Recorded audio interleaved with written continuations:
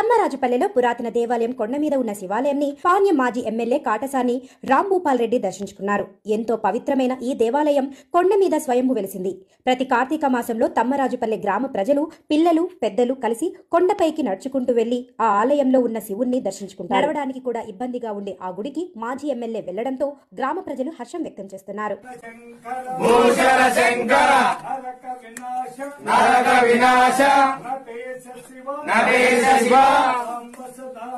సాంబ సదాశివ సాంబ సదాశివ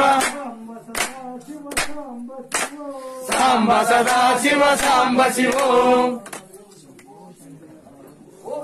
ఓ పరమేశ్వర నీవే మానవ జీవనము గమ్యం. మాధ్యాత్మిక ప్రతిబంధకమైన కోరికలకు